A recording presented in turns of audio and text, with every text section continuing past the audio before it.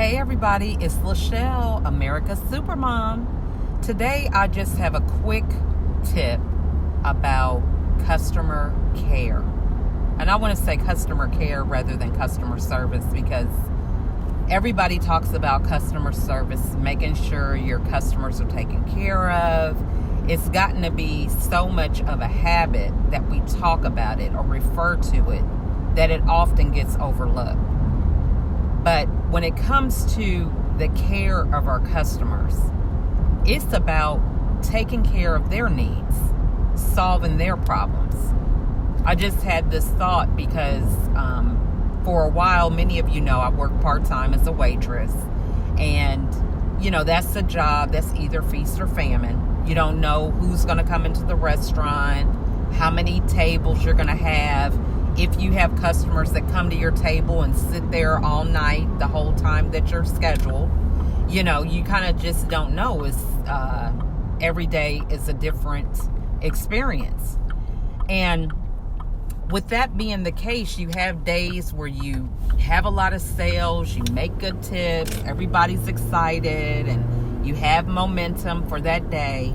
And then the next day, if you're scheduled, everything starts over, ground zero.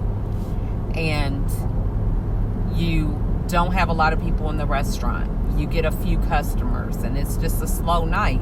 And everybody's complaining. They're not taking care of the people. They wish they were making more money, but they're not even servicing the people that they have. So this brings up the thought to me that you have to make sure that you have a system for how it is that you provide for your customers from the very beginning. So that when you have those cyclical times where, sometimes you have a lot, sometimes you don't have very many, that time and effort that you normally would put into your current customer base, you could be using that for lead generation and still utilizing the same services for potential customers.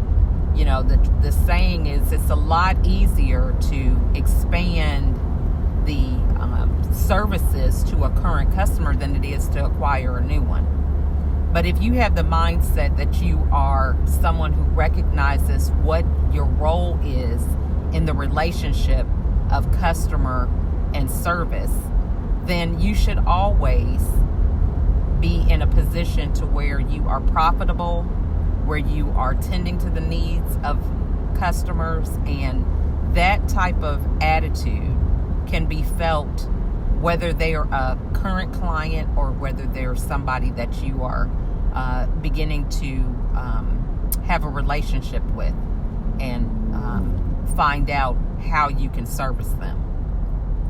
So I just wanted to share that thought with everybody today because a lot of times we get into the routine and the idea that, we do these things out of habit and it's just something that's normal that we should be doing. But there really is no thought behind it.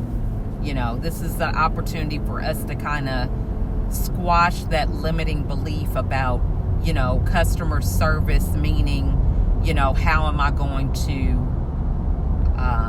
put out a fire today? How am I going to handle somebody being disgruntled and unhappy? Flipping that around and saying, how can I tend to the needs of my client before they even ask me? How can I put a smile on their face today?